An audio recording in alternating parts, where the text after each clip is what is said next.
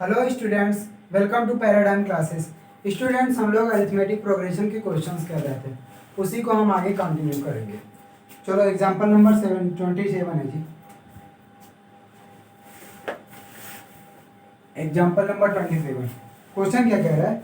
The ratio of sum of m and n terms of an AP is m square upon n square, show that the ratio of mth and nth terms is 2m minus 1। मतलब question में दिया हुआ है m terms का सम और n terms का सम का जो रेशियो है वो m square upon n square, ये दिया हुआ है, ये गिवन है। इसमें प्रूव करना है to show that mth term और nth टर्म का जो रेशियो आएगा वो 2m minus 1 upon 2n minus 1, ये आएगा। यही है ना? हाँ, यही है। चलो देख लो क्वेश्चन एक बार फिर समझ लो। क्वेश्चन क्या कह रहा है? Ratio of m terms and n terms of an AP is m square upon n square, then show that ratio of mth and nth term is 2m minus 1 divided by 2n minus 1। ठीक है। अब इसमें हमको क्या नहीं पता, न तो हमको d पता है, न तो हमको कॉमन ये फर्स्ट टर्म पता है। तो मान लेते हैं फर्स्ट टर्म a है, फर्स्ट टर्म क्या है? a है, और कॉमन डिफरेंस d है। फर्स्ट टर्म a है, कॉमन डिफरेंस d है। तब चलो ये जो दिया है उसका तो यूज करेंगे, हमको ये लाना है। तो मान क्या दिया है? sm अपॉन sn, और sm का मतलब sum of m terms. Formula लगा दो, m by 2 2a plus m minus 1 into D upon sn sum of n terms, यह आ जाएगा n by 2 2a plus n minus 1 into D, ये आ गया। अब देखो क्या काम करोगे, ये दिया कितना है? ये दे रखा है m square upon n square. तो यहाँ 2 से 2 ये कैंसिल हुआ, और देखो m का यहाँ पे है, m यहाँ पे, m और m कैंसिल आउट हो जाएगा, और n और n कैंसिल। तो बचेगा क्या? बचेगा 2a plus m minus 1 into D upon 2a plus n minus 1 into D, और यहाँ बच गया m बाई n। अब उसके बाद क्या काम करेंगे? हम क्रॉस मल्टीप्लिकेशन कर लेंगे। क्या करेंगे? क्रॉस मल्टीप्लिकेशन मत करो, देखो तो क्रॉस मल्टीप्लिकेशन करेंगे, इसका इधर मल्टीप्लाई, इसका इधर, तो ये आ जाएगा 2an plus n times m minus 1 into D, और इसका इस तरफ मल्टीप्लाई करेंगे तो आएगा 2am plus m times m minus 1 into D, ये आ गया। अब देखो इनको चाहे तो एक तरफ कर लो, इसको 2am इधर करेंगे तो 2a अगर कॉमन कर लेंगे तो आएगा n माइनस m, और इसको हम पूरा उधर लेके d कॉमन कर ले रहे हैं। d कॉमन करोगे तो इसका मल्टीप्लाई करो, आएगा mn माइनस m, और इसका मल्टीप्लाई करोगे, ये प्लस में है माइनस में, तो ये आ जाएगा माइनस mn, और माइनस माइनस प्लस n, ये बचेगा। बात समझ में आया? अब क्या आएगा? ये 2a प्लस 2a मल्टीप्लाई में n माइनस m, यहाँ से mn प्लस में और mn माइनस में कैंसिल आउट हो गया, ये आ गया n minus m, d is equal to n minus d into n minus m, और दोनों तरफ n माइनस m है, तो d इज इक्वल टू क्या आ गया? 2a। यहाँ एग्जैक्ट वैल्यू तो d की और a की नहीं पा सकते, क्यों? क्योंकि हमारे पास केवल और केवल एक इक्वेशन है और वेरिएबल 2 है। तो यहाँ रेशियो निकालना है तो वो कट ही जाएगा रेशियो में लास्ट में। ठीक, तो d is equal to 2a आ गया। अब हमको वो प्रूफ करना है, इधर लिखिए, हटा रहे हैं, हटा रहे हैं।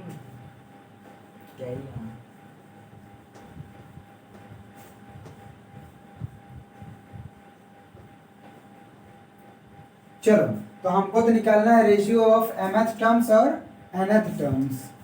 तो दोनों का फॉर्मूला लिखो। mth टर्म का फॉर्मूला क्या होगा? a plus n minus one into D upon nth term यहाँ m रहेगा m, क्योंकि mth टर्म लिख रहे हैं ना, m माइनस वन और a plus n minus one into D, ये आ गया। अब चलो d की वैल्यू क्या है 2a, यहाँ पे पुट कर दो तो आएगा a plus m minus one into 2a upon a plus n minus one into 2a। देखो इन दोनों में a कॉमन कर लेंगे, a कॉमन नीचे और ऊपर दोनों है, कैंसिल आउट हो जाएगा, या a ऐसे कॉमन कर लो, यहाँ बचेगा 1 प्लस 2 का मल्टीप्लाई करोगे 2m माइनस वन, और यहाँ पे भी बचेगा 2m माइनस 2, हाँ हाँ मल्टीप्लाई करने पे 1 plus 2n minus one, a से a कैंसिल आउट हो गया तो ये आ गया am अपान an, और 1 का मल्टीप्लाई करोगे 2 का तो आएगा 2n माइनस 2, 2m रहेगा, और 1 प्लस 2n माइनस 2 तो ये आ जाएगा 2m 1 minus 2 minus 1, 2n 1 minus 2 minus n, यही प्रूफ करना था।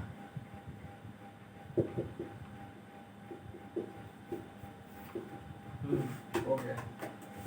यही प्रूव करना था, सिंपल सा क्वेश्चन, ठीक।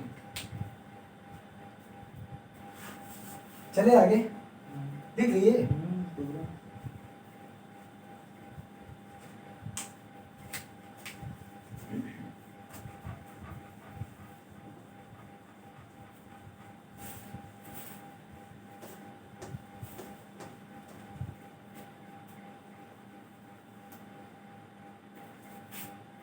अगला, if there are 2n plus 1 terms in an AP, then prove that ratio of sum of odd terms and the sum of even terms is n plus 1 divided by n।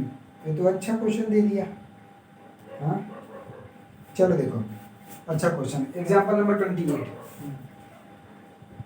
ये कह रहा कि यदि किसी AP में 2n plus 1 terms हैं, हाँ, क्या 2n plus 1, तो लिखो if in an AP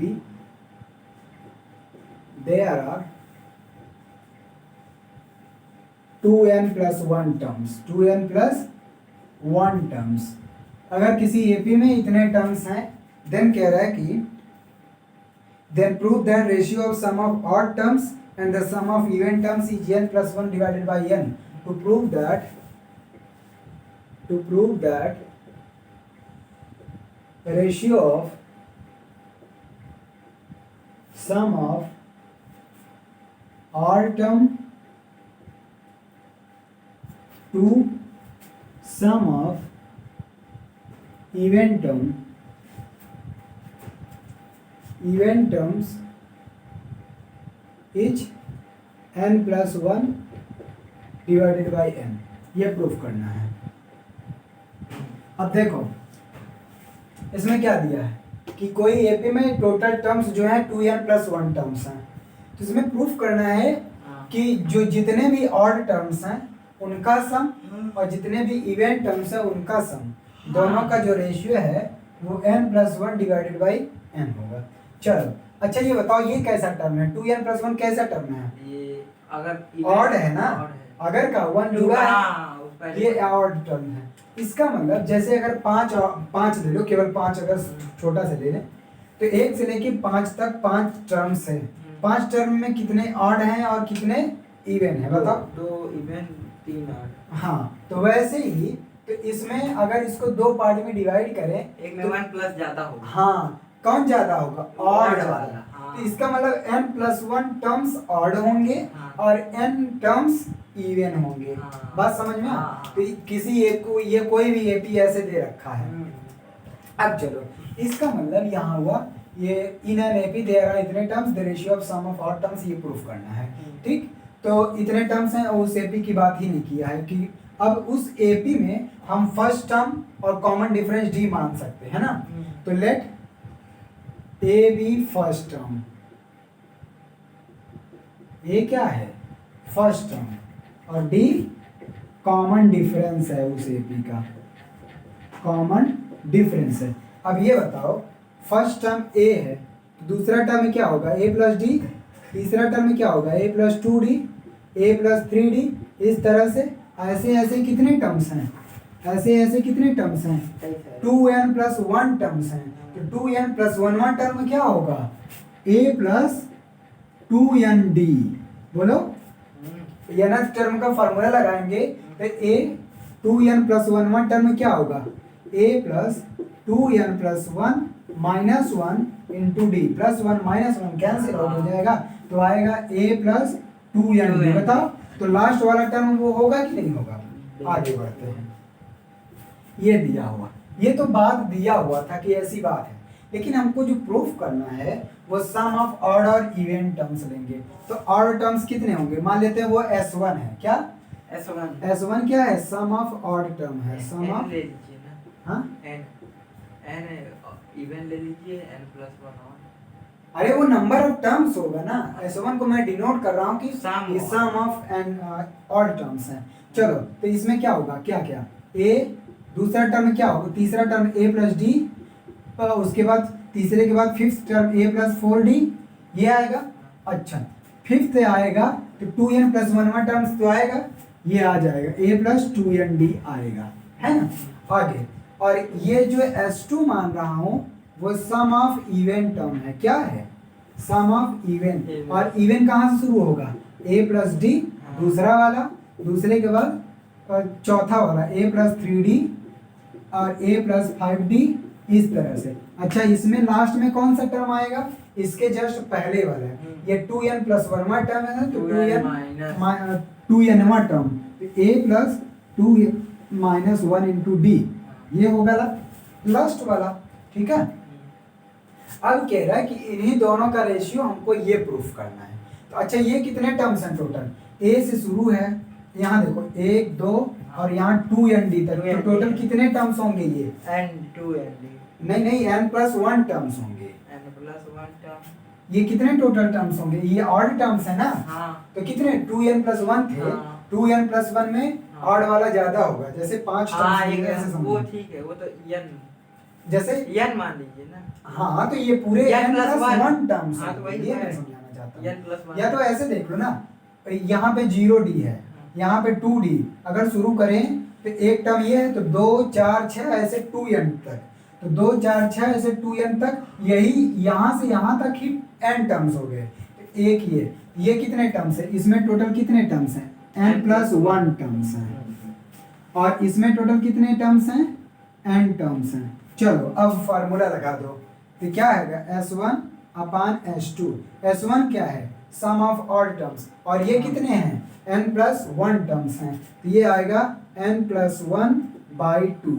formula लगाओ 2a, यहाँ फर्स्ट टर्म 2a ही है, 2a plus n minus 1 into D, और यहाँ n क्या है, n प्लस 1 है, तो n प्लस 1 माइनस 1, हाँ इंटू डी। अच्छा डी के आगे यहाँ कितना आएगा 2d, यहाँ कॉमन डिफरेंस 2d रखेंगे, ठीक है, ये नहीं कि डी रख देंगे। अच्छा नीचे ये सम ऑफ इवन टर्म्स है, मतलब इनका सम है, ये फर्स्ट टर्म है, ये सेकंड, ये थर्ड, ऐसे। तो यहाँ पे कितने टर्म्स होंगे, n टर्म्स होंगे, तो ये आएगा n बाई 2 और 2a पूरा ये है फर्स्ट टर्म, तो आएगा 2a प्लस d, ठीक है, हाँ पूरा ही है, और क्या ये पूरा फर्स्ट टर्म है ना। अच्छा क्योंकि यहाँ पे देखो ये फर्स्ट सेकंड थर्ड, तो इस और इवन वाले के लिए ये फर्स्ट टर्म बनेगा, और ऐसे इसमें कितने टर्म्स हैं, n टर्म्स हैं, n टर्म्स के लिए n माइनस 1, और d कितना है, यहाँ पे भी d 2d है, कॉमन डिफरेंस 2d, ठीक है। अब इन्हीं को सॉल्व करना सिंपल है, अब तो आ जाएगा, ये देखो 2 से 2 कैंसिल, और यहाँ बचा n प्लस 1 अपान n, इसका मतलब ये दोनों हमको लगता है सेम आना चाहिए, ये दोनों सेम आएगा तभी कटेगा, तभी तो n प्लस 1 आएगा अभी देख लेना। ये देखो तो यहाँ पे मल्टीप्लाई करेंगे 2a, ये 1 से 1 cancel, 2nd, 2a plus 2nd, ठीक है। नीचे देखो 2a का मल्टीप्लाई कर दो, 2a plus 2d, 2a plus 2d, और यहाँ पे 2nd, हाँ 2nd माइनस 2d, 2d से 2d कैंसिल, यहाँ देखो 2a plus 2nd, 2a plus 2nd, ये भी पूरा कैंसिल आउट हो गया, तो बच गया, यही प्रूफ करना था, और क्या, S1 ratio S2 is equal to n+1 divided by n। अच्छा क्वेश्चन था ना, हटाएं।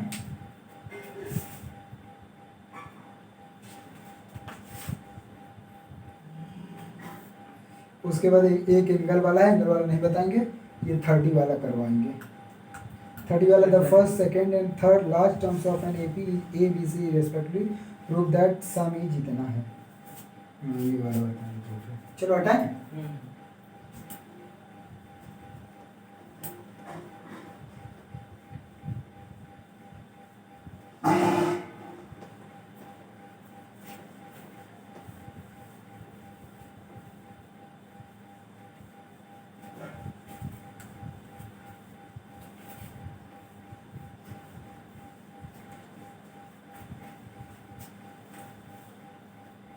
देखो तो क्वेश्चन में क्या रखा है, एग्जांपल नंबर 30 है। ये कह रहा है कि the first second and last terms of an AP is A B C respectively prove that sum is a plus c bracket में a plus c multiplied by bracket में b plus c minus 2a upon 2 times of b minus a. Example number 30 है। देखो example number 30, इसमें कह रहा है कि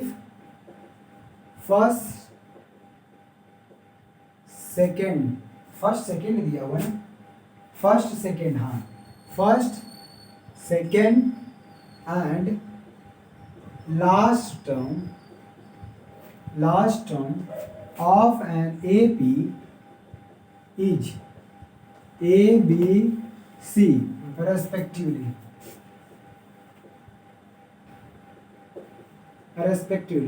तो कह रहा है कि देन प्रूव दैट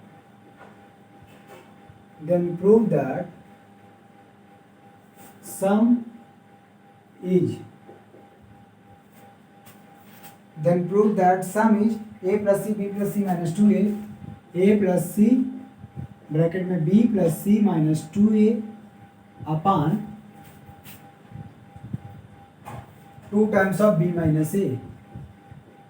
ठीक है, चलो देखो क्वेश्चन में क्या कह रहा है कि फर्स्ट टर्म किसी एपी का फर्स्ट टर्म ए दिया हुआ है, सेकेंड टर्म बी दिया हुआ है और लास्ट टर्म सी दिया हुआ है।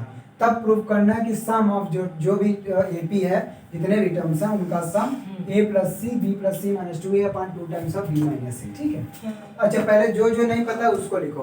तो फर्स्ट टर्म तो ये पता है, ये फर्स्ट टर्म हो गया, बी सेकेंड टर्म हो गया और सी लास्ट टर्म, मतलब एल लिख दे last term.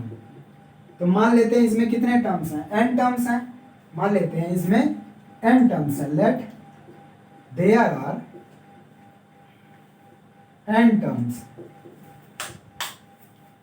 In the AP. कितने टर्म्स हैं, n टर्म्स हैं। अब ये बताओ कॉमन डिफरेंस क्या आ जाएगा यहाँ से, जब सेकेंड टर्म दिया है तो कॉमन डिफरेंस इसमें से हाँ, तो कॉमन डिफरेंस आ जाएगा, कॉमन डिफरेंस डी आ जाएगा b माइनस ए। बात समझ में आ? और फर्स्ट टर्म ए पता है, कॉमन डिफरेंस भी पता हो गया। अच्छा लास्ट टर्म ए है। अब हम मान लिए कि इसमें n टर्म्स हैं, तो nth टर्म ही लास्ट टर्म होगा, है ना। तो nth term is equal to a plus n minus 1 into D, और nth टर्म ही क्या होगा, लास्ट टर्म, हाँ लास्ट टर्म। इसका मतलब इसके बराबर हम सी रख दे क्योंकि लास्ट टर्म। अब चलो a plus n minus 1, d की वैल्यू क्या है, common difference b minus a, put कर दो d के स्थान पे b minus a is equal to c। हमको तो निकालना है n ना, क्योंकि n नहीं पता है। देखो क्या करो, a की वैल्यू उधर पुट कर दो और n minus 1 c minus a plus में इधर जाएगा माइनस में c माइनस a, और b माइनस a का मल्टीप्लाई है इधर जाएगा डिवाइड हो जाएगा। तो n की वैल्यू आ जाएगी, n की वैल्यू ऐसे ही रख दो, नहीं सम हमको प्रूव करना है, सम में n माइनस 1 की ही जरूरत है। क्या था सम, n/2 2a plus n minus 1 into D, लेकिन n की जरूरत है तो 1 माइनस में इधर जाएगा प्लस में, तो c minus a upon b minus a। LCM ले लो तो ये आएगा b minus a plus c minus a upon b minus a। तो ये क्या आ जाएगा, b plus c minus 2a upon b minus a। ठीक है, ये आ गया n की वैल्यू। अब हमको क्या चाहिए, सम ऑफ एन टर्म्स, तो लगा दो formula sum of N terms का। सम ऑफ एन टर्म्स का क्या होगा formula, n/2 n/2 2a plus n-1 into D. ठीक है, तो n की वैल्यू यहाँ से पुट कर दो आप, b plus c minus 2a अपान b माइनस ए, तो b plus c minus 2a अपान यहाँ 2 है ना, तो 2 times of b minus a. ये तो यही आ गया। अच्छा ये देखो इतना पार्ट आ गया, केवल यहाँ से a प्लस सी निकलेगा। ठीक, उसके बाद 2a प्लस की वैल्यू b माइनस a, हाँ हाँ ठीक n की वैल्यू n हाँ, आ की। गया। अच्छा उसके बाद n-1 है, n-1 की वैल्यू यहीं से पुट कर दो, ये है ना, तो वहां रखेंगे, आएगा c minus A upon b minus a, और d की वैल्यू कितनी आई है, d की वैल्यू b माइनस ए, तो फिर यहाँ मल्टीप्लाई कर दो b माइनस ए, और ये अब देखो b माइनस ए कैंसिल, तो ये आ गया b plus c minus 2a upon 2 times of b minus a, और यहाँ पे देखो 2a, ये क्या बचा है 2a, और यहाँ ऊपर बचा c माइनस ए, 2a में से a सब्ट्रैक्ट करोगे a, इसका मतलब a प्लस सी, यहाँ a प्लस सी आएगा, तो आ गया a प्लस सी, और दूसरे ब्रैकेट में b plus c minus 2a upon 2 times of b minus a, ये आ गया Sn, हो गया।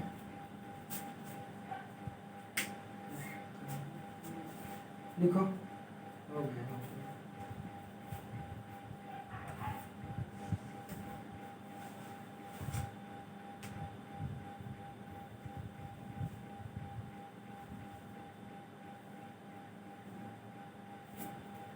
हटाएं,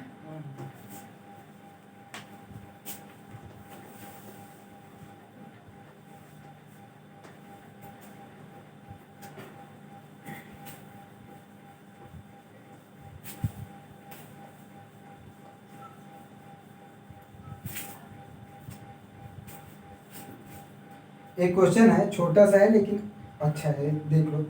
ये कह रहा है कि if s K be the sum of first k terms of an AP, what must this progression be for the ratio skx upon sx to be independent of x। ये कह रहा है कि ये रेशियो या प्रोग्रेशन कैसा होना चाहिए कि ये जो इसका जो भी रेशियो है वो x से इंडिपेंडेंट हो, किसका? वो बता रहा हूँ इसका। ये क्वेश्चन दिया हुआ है, इसमें कह रहा है कि एग्जाम्पल नंबर 31 है एग्जाम्पल। क्वेश्चन दिया हुआ है if S k be the sum of first k terms of an AP, if S k be the sum of first k terms, ये क्वेश्चन आप लिख रहे हैं क्या? नहीं थोड़ा सा लिख रहा हूँ, first terms of an AP, हम तो स्टेटमेंट लिख रहे हैं। हाँ वही स्टेटमेंट ही है, इसमें प्रूव कर लिख लो। देखो if S k be the sum of first k terms of an AP, then what must be the progression, what must be the progression for S के एक्स अपान एस एक्स, यही दिया हुआ है, S के x upon S x to be independent of x, to be independent of x.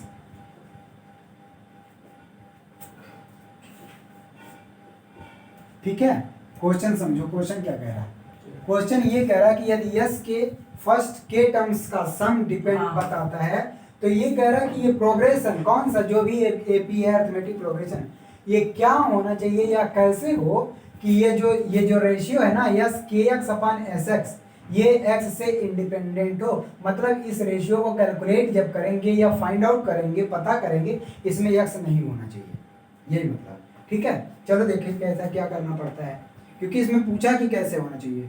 ठीक है, तो मान लेते हैं फर्स्ट टर्म ए है, कॉमन डिफरेंस डी है, ए फर्स्ट टर्म,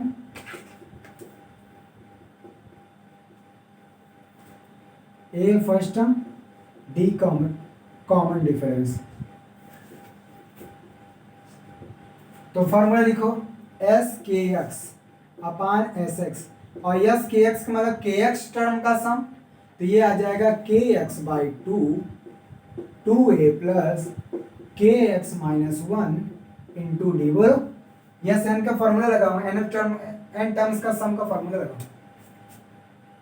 ये हाँ हाँ हाँ ठीक।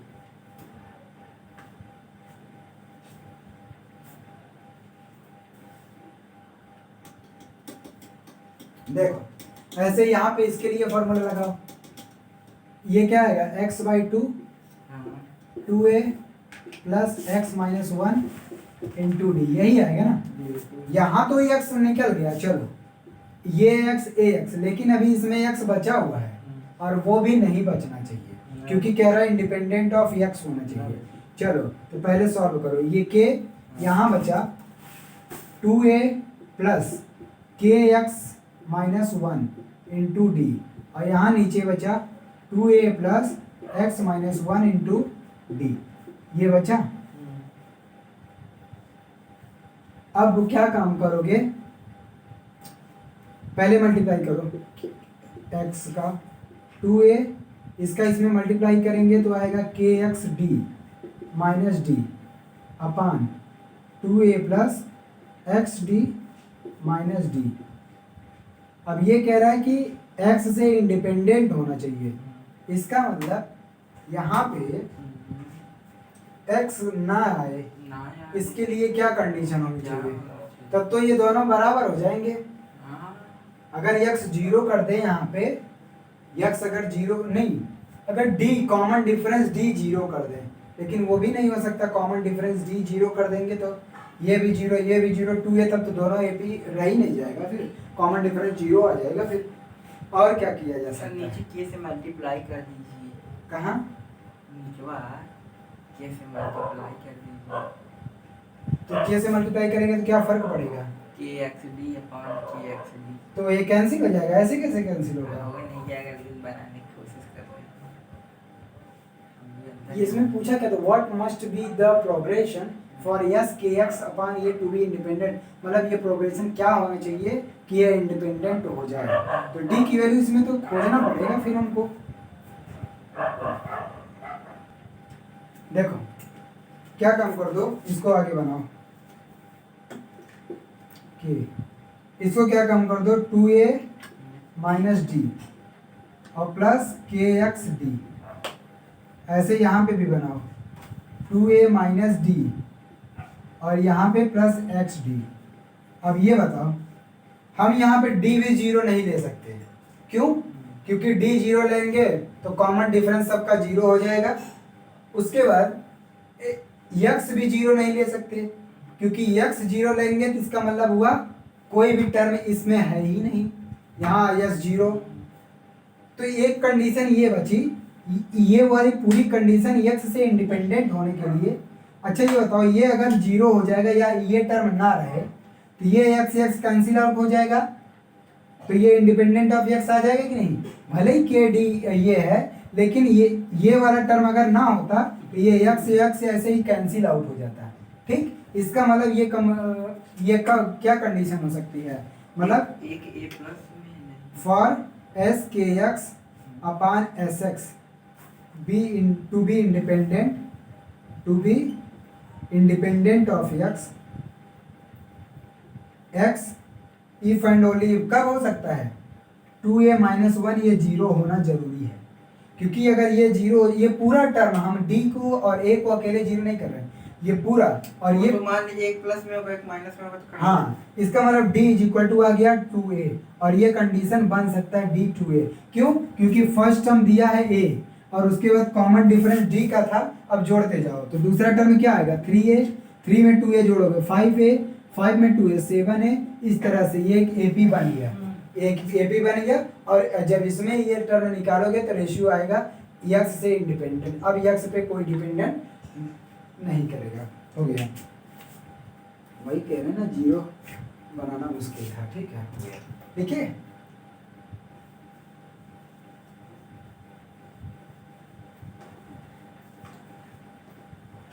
सर हमको नींद बहुत आ रही है, क्या करें दोपहर में।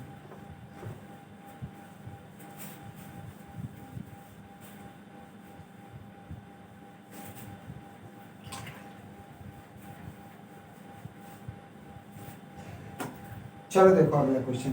अब हम इस टाइप का क्वेश्चन नहीं बताएं, ये हर टाइप के ही होते हैं। अब ये क्वेश्चन है, if S n be the sum of N terms of an AP with non zero common difference, find the ratio of first term and common difference if इतना is independent of n one.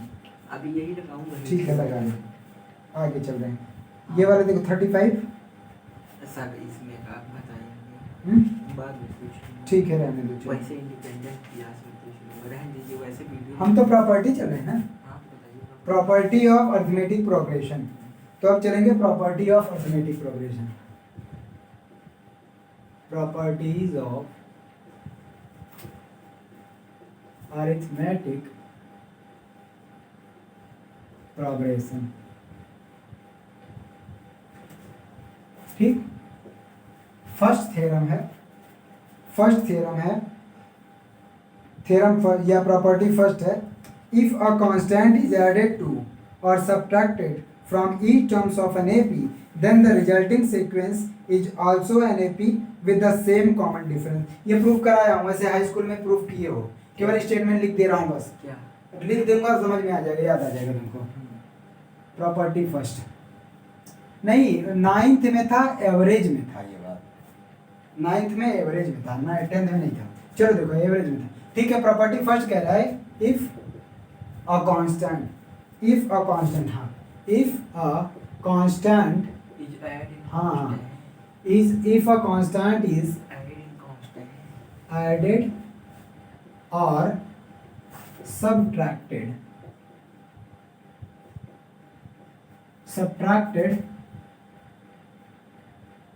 from each term of an AP, then resultant इससे पहले वाले में ही था, 10th में ही, लेकिन उसमें था उसमें था कहते हैं जो सीरीज बनाते हैं। हाँ, resulting sequence will also be in AP with same common difference।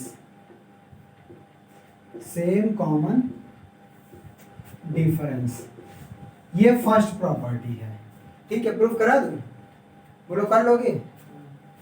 ये कह रहा है कि प्रॉपर्टी फर्स्ट कह रहा है कि यदि कोई एपी आपको दिया है, उस एपी के हर टर्म में, ईच टर्म में कोई भी एक कांस्टेंट आप उठाओ, उस हर टर्म में ऐड कर दो या हर टर्म में सब्ट्रैक्ट कर दो, तो जो सीक्वेंस बनेगा वो भी एपी में ही होगा और सेम कॉमन डिफरेंस होगा। ये बात कह रहा है, प्रूफ कर लोगे? छोड़ दे रहा हूँ। अरे ऐसे ले लेंगे ना, 2 4 6 8 है, सब में से एक घटाएंगे। देखो अब इसको प्रूफ करना है। तो ये कह रहा है कि अब किसी एपी का तो मान लेते हैं वो एक एपी है जिसका first term a1 a2 a3 ऐसे ऐसे n टर्म्स हैं। ठीक है, अब ये कह रहा है कि यदि इस एपी का, ये एपी में है, ये एपी में है, अब इसका कॉमन डिफरेंस d है, इसका कॉमन डिफरेंस d है, तो कॉमन डिफरेंस d है। तो ये कह रहा है कि यदि इस एपी में कोई कांस्टेंट ऐड करो या सब्ट्रैक्ट करोगे तब भी वो एपी में रहेगा विद सेम कॉमन डिफरेंस। तो late k be the constant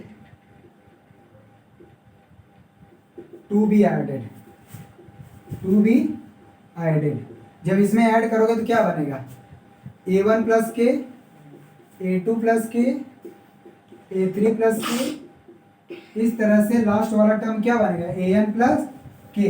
अब हमको इसको चेक करना है ये एपी में है या नहीं है।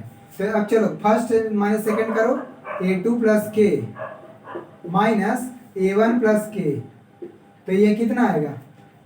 a2 प्लस के माइनस a1 माइनस के, माइनस का मल्टीप्लाई, के से के कैंसिल, a2 माइनस a1। अच्छा, a2 माइनस a1 यहाँ जब ये AP में है तो इसका मतलब a2 माइनस a1 क्या आएगा? d।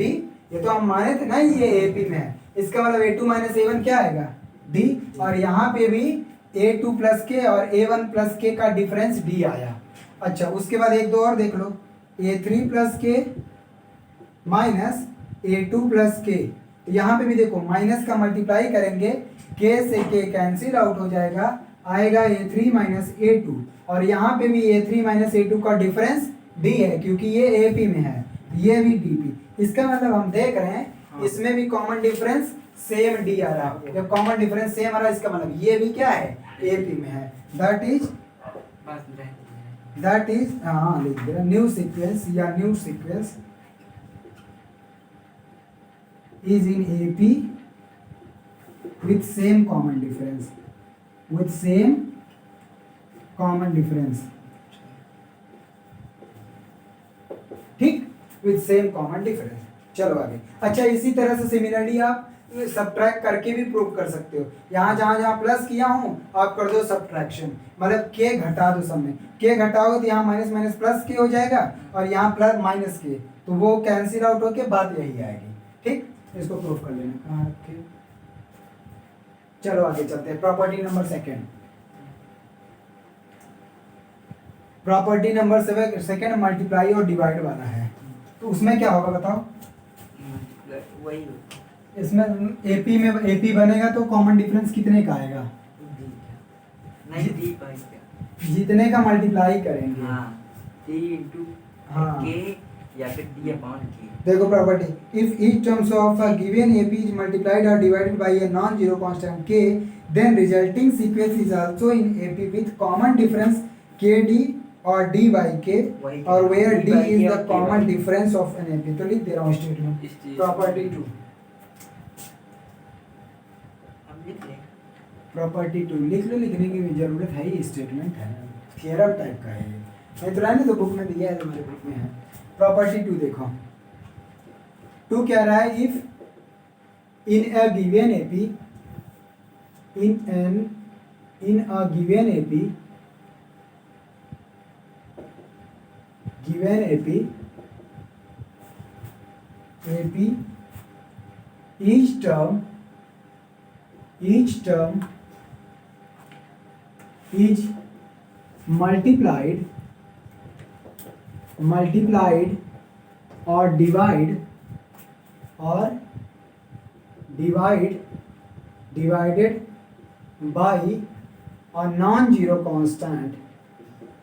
a non-zero constant, then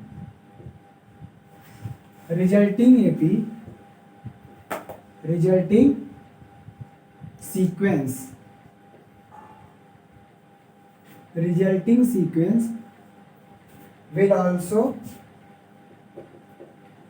also be in AP with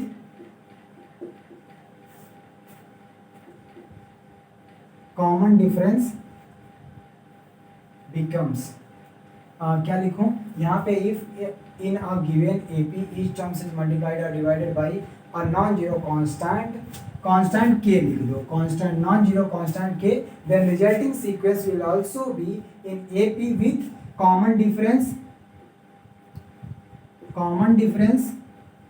multiplied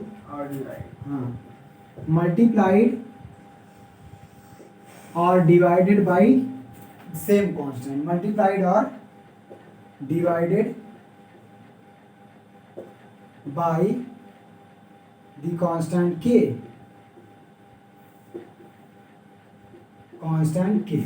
मतलब इसका ये है, अगर कोई एपी दिया हुआ है इस तरह से A1 A2 A3 AN ऐसे दिया हुआ है और इसका कॉमन डिफरेंस D है, ठीक, यदि इसमें कोई नॉन जीरो कांस्टेंट k का चाहे मल्टीप्लाई करो या डिवाइड करो, मतलब ये कह रहा है, अगर आप प्रूफ नहीं करवा रहा हूँ, लिख रहा हूँ बस, मल्टीप्लाइड करोगे तो ये आएगा के A1 के A2 ऐसे ऐसे के AN, तो इसमें जो कॉमन डिफरेंस आएगा वो KD आएगा। और अगर डिवाइड करते हो मतलब A1 बाई के, A2 बाई के और AN बाई के, तो इसमें जो कॉमन डिफरेंस आएगा वो D बाई के आएगा। प्रूफ कर लेना ऐसे ही, ठीक, ये कॉमन डिफरेंस D मान लो और सब में ऐसे मल्टीप्लाई कर दो, कॉमन डिफरेंस निकालोगे तो क्या आएगा, के A2 माइनस के A1 तो k कॉमन करके a2 minus a1, a2 minus a1 की वैल्यू यहाँ से d ले लो तो k d आ गया। ऐसे यहाँ पे करोगे तो a2 by k minus a1 by k, 1 by k common करोगे a2 माइनस a1 d, तो ये आ गया d बाई k सब में कॉमन डिफरेंस। ठीक, इसको लिख लो थर्ड प्रॉपर्टी। तुम अभी कंफ्यूज दिखा रहे, हाँ सोचते रहो हम दिखाते हैं।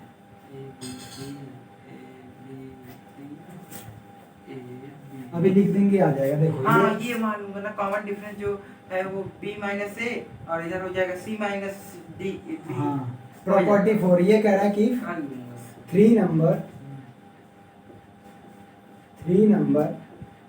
a b c are in AP if and only if 2 times of b is equal to a plus c। हाँ हो जाएगा। अब देख लो एक लाइन का प्रूफ ही है इसमें। अगर ये AP में है तो इनका कॉमन डिफरेंस सेम आएगा, इसका मतलब b minus a is equal to c minus b, b minus में इधर कर दो, a प्लस में माइनस में उधर जाएगा, a प्लस c हो गया। प्रॉपर्टी नंबर 5 देखो, प्रॉपर्टी नंबर 5 कह रहा है a sequence is in an AP if and only if its nth term is a linear expression of in n, that is an is equal to an plus b, where a and b are constant. In such a case coefficient of n is in an is common difference. ये prove करवा चुका हूँ। मतलब कह रहा है कि अब अगर किसी AP का या कोई भी nth टर्म, अगर किसी भी सीरीज का nth टर्म n में लीनियर इक्वेशन है तो वो AP में होगा, उसका कॉमन डिफरेंस जो उसका कोएफिशिएंट होता है n का, ये प्रूव कर। और अगर n में क्वाड्रेटिक इक्वेशन होगा, कोई formula sum of n terms quadratic होगा तो वो समझ लो सम ऑफ n टर्म्स है, उसके बाद उस वो भी AP में होगा। क्वाड्रेटिक जो होगा वो सम ऑफ n, हाँ वो सम ऑफ n टर्म्स क्वाड्रेटिक होगा, और उसमें जो AP कॉमन डिफरेंस आएगा वो जो है किसका आएगा, n स्क्वायर का जो मल्टीपल होगा या कोएफिशिएंट होगा वो उसका कॉमन डिफरेंस आएगा। तो ये एग्जांपल नंबर प्रॉपर्टी नंबर 6 था। अब आते हैं क्वेश्चन पे, इन्हीं सब प्रॉपर्टी जितना पढ़े हैं उसी पे बेस्ड है, तो एक क्वेश्चन तो कम से कम आज करवा ही दे रहे हैं। ठीक, तो इन्हीं प्रॉपर्टी पे एग्जांपल नंबर 1 देखो। एग्जांपल नंबर 1 कह रहा है if A B C are in AP prove that the following are also in AP। तो कह रहा है if A B C are in AP to prove first, एक लिख रहा हूँ एक आज प्रूव करा, 1/BC 1/CA 1/AB, 1/BC 1/CA 1/AC, AC है ना, AB है, 1/AB are also in AP। चलो अब यहाँ पे करना है प्रॉपर्टीज का यूज। ठीक है, तो कह रहा है कि यदि ABC AP में है तब आप प्रूव करो कि ये भी AP में है। अच्छा इसको AP में प्रूव करने के लिए क्या करें हम, इसको AP में प्रूव करने के लिए हमको इन दोनों का कॉमन डिफरेंस क्या दिखाना पड़ेगा, सेम, या फिर इन दोनों का सम इसका 2 टाइम्स, यही ना। अगर ABC AP में है, चलो प्रूव करते हैं। H ABC are in AP और AP में है तो अभी ये वाला लिखे थे, ये इसका मतलब 2B is equal to A plus C पता है, ये दिया हुआ है, इसका मतलब ये हो ही गया। ठीक है, अब हमको प्रूव करना ये AP में है, तो ये AP में है जिसका मतलब कि हम इसमें से इसको सब्ट्रैक्ट करें, 1/CA minus 1/BC is equal to 1/AB minus 1/CA। ये तो बराबर प्रूफ करना होगा ना, ये दोनों के इक्वल प्रूफ करना होगा, या फिर इन दोनों का सम इसका 2 टाइम्स दिखा दें। भाई इन दोनों का सम इसका 2 टाइम्स दिखा दें तब भी हो जाएगा। चलो वही दिखा देते हैं, तो पहले इन दोनों का सम लिखो, तो आएगा 1/BC प्लस 1/AB। बताओ इनका एलसीएम क्या आएगा, ABC आएगा, इनका एलसीएम आएगा ABC।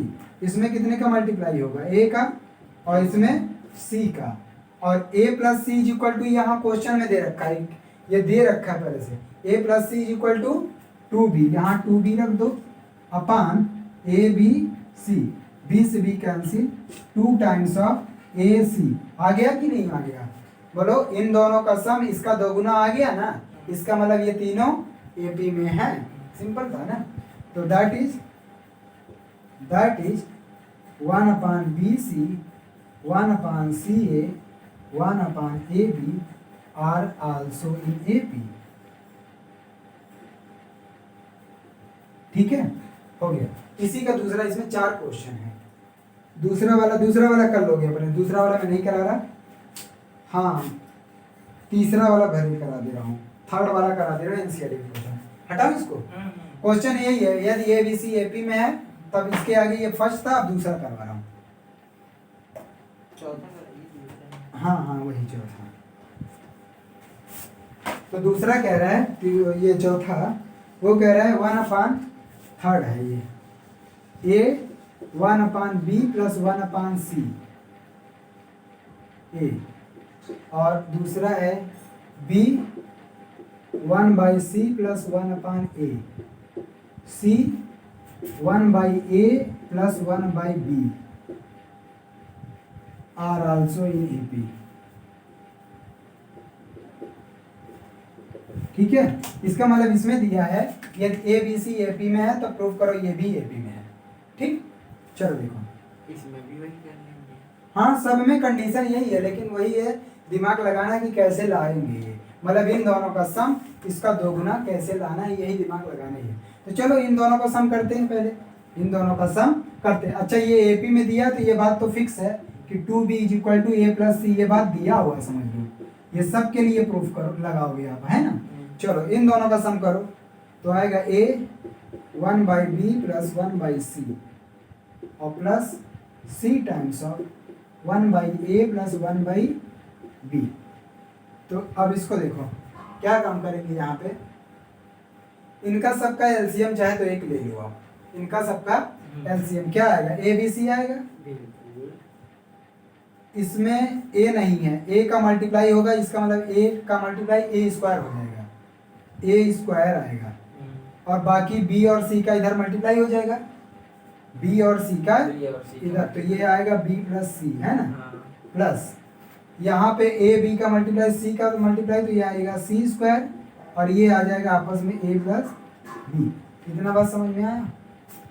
ठीक, अरे यार यहाँ a b था और ए बी सी एलसीएम आया तो सी का मल्टीप्लाई करना पड़ेगा ना, सी का मल्टीप्लाई नीचे किए हो तो ऊपर भी करना पड़ेगा, सी है तो सी स्क्वायर हो जाएगा। चलो आगे चलते हैं, आगे चलते हैं। हम इसका यूज करेंगे a plus C equal to 2b का, ये बात ध्यान में रखना है कि कैसे उसका हम यहाँ पे यूज कर दें। और हमारा टारगेट क्या है, नीचे सी ए लाना है, मतलब b को भगाना है, और जब b को भगाना है एक b लाना है, इसका मतलब ऊपर b स्क्वायर आना चाहिए, ऊपर b स्क्वायर आना चाहिए। ठीक है, तभी आएगा, नहीं तो नहीं आ सकता। तो क्या काम करेंगे, इसका मल्टीप्लाई कर दे, इसका इसमें मल्टीप्लाई, इसका इसमें मल्टीप्लाई। चलो करते हैं, देखते हैं क्या आता है। A square b plus a square c, और इसका मल्टीप्लाई इधर करेंगे, a c square plus b c square upon A B c. ये आ गया। अब देखो यहाँ पे ऐसा कॉमन बनाओ कि a plus C equal to कहीं रखने को आ जाए। देखो क्या काम करेंगे, इन दोनों में ए सी कॉमन है, यहाँ a बचेगा, यहाँ c, और इन दोनों में क्या कॉमन है, b कॉमन है। ठीक है, b कॉमन है, लेकिन यहाँ पे केवल ए सी कॉमन है और b कॉमन है, केवल b कॉमन है। इसका मतलब b की वैल्यू a प्लस सी के टर्म में रखना पड़ेगा हमको। ठीक है, हमको ऊपर हटाना पड़ेगा तभी आएगा। हटा दीजिए, हो गया। यहाँ से b कॉमन करेंगे तो ये आ जाएगा। ठीक है, देखते हैं तो क्या आएगा। ये देखो इसमें और इसमें, देखो इस वाले टर्म में हम b कॉमन कर ले रहे हैं, तो आएगा a square plus C square इसमें लास्ट में, और इन दोनों में ए सी कॉमन कर ले रहे हैं, तो आएगा a plus C upon A B C. इतना बात समझ में आया, ए बी सी। अच्छा, उसके बाद अब क्या कर सकते हैं, हमारा टारगेट है a प्लस सी ऊपर आना चाहिए, a plus C upon A c. A plus c एक यहाँ पे है, यहाँ पे क्या काम कर दे, a square plus C square को हम लिख सकते हैं ए प्लस सी का होल स्क्वायर माइनस 2ac। बोलो ये वाला रुको हटा रहा हूँ, ये हटा देता हूँ, ये दिखा रहा हूँ, यही इसमें करना ही है।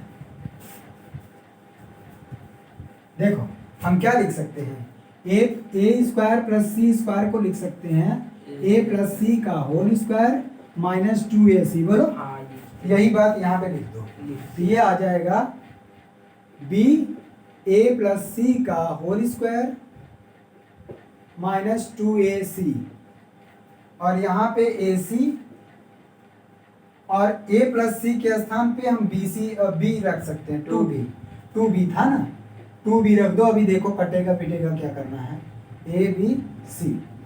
उसके बाद क्या काम करेंगे, यहाँ पे यहाँ देखो a प्लस सी के स्थान पे 2b यहाँ भी रख दें, यहाँ 2b, या फिर ये बन गया 2abc, ये बन गया 2abc। अच्छा यहाँ पे भी चलो मल्टीप्लाई करो, इसका अंदर मल्टीप्लाई करोगे तो b times of a plus c का होल स्क्वायर, इसका इधर मल्टीप्लाई करोगे तो माइनस 2abc है ना, और यहाँ पे 2abc है ही, 2abc यहाँ मिला अपान abc। ये देखो माइनस में प्लस में कैंसिल आउट हो गया, यहाँ पे क्या बचा, आ तो गया, हटा रहे हैं, हटा रहे हैं, देखो यहाँ पे देखो क्या बचा, b times of a plus C, b से b हम कैंसिल भी कर सकते हैं, b से b, ये देखो इस b को इस b से कैंसिल आउट कर देंगे तो बचेगा a plus C upon ac, यही ना बचा, नहीं सॉरी a प्लस सी का होल स्क्वायर।